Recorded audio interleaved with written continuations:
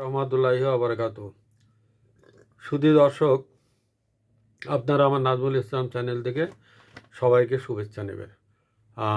আমি যে বিষয় বলবো সেটা আছে বাংলাদেশের ক্ষমতা। এতটা লোভী মানুষ বাংলাদেশের ক্ষমতায় যাওয়ার জন্য কত কিছু করে।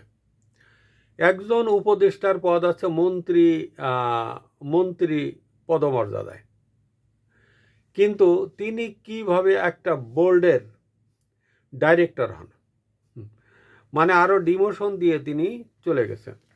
মানে ক্ষমতা কি এত প্রয়োজন?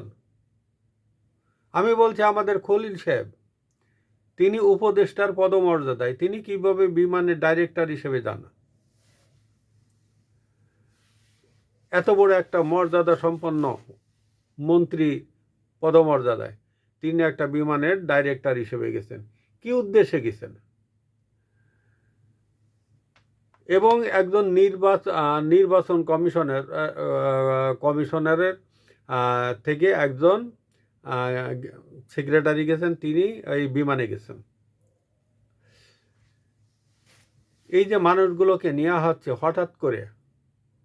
হঠাৎ করে কেন বিমানে নেওয়া হচ্ছে, কি উদ্দেশ্য? ওখানে কি কোনো ডিজাইন করা হচ্ছে?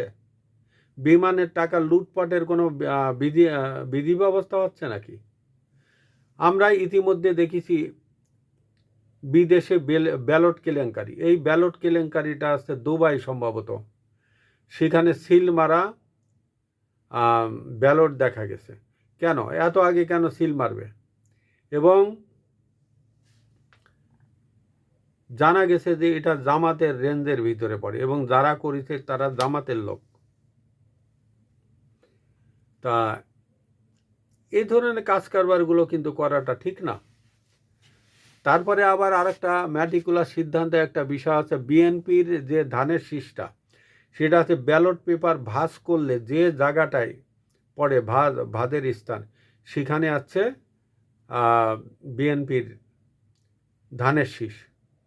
কি উদ্দেশ্যে? গ্রামের অনেক অশিক্ষিত মানুষ আছে যারা ওইটা খুঁজতে দেখা যাচ্ছে আর একটা মার্কায় সিল মেরে দিবে, এবং ওইটা দিয়ে হয়েছে নাকি মাঝামাঝি না নিচে দিন, মাঝামাঝির থেকেও একটু নিচে।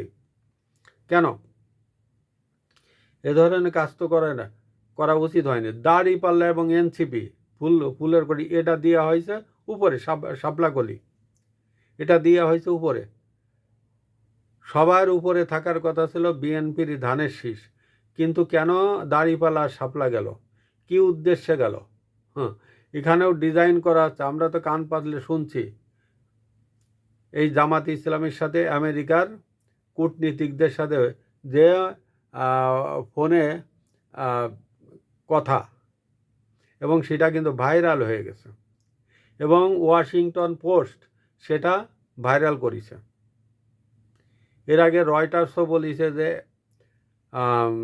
আমেরিকা চাই জামাতকে ক্ষমতায় আনার জন্য। এইভাবে যদি একটা দেশের চা পাওয়ার কাছে যদি আমাদের দেশের সরকার জিম্মি হয়, তাহলে ইলেকশনের দরকার কি? জামাতে ঘোষণা করে দিক যে জামাত এখন প্রধানমন্ত্রীর পদমর্যাদায় আসীন হবে, বাস জামাতের প্রধানকে বানায় দেওয়া হোক, প্রধানমন্ত্রী হিসেবে ঘোষণা করা হোক। সুধী দর্শক, আমি আজ এ পর্যন্তই। আসসালামু আলাইকুম ওয়া রাহমাতুল্লাহি ওয়া বারাকাতুহু।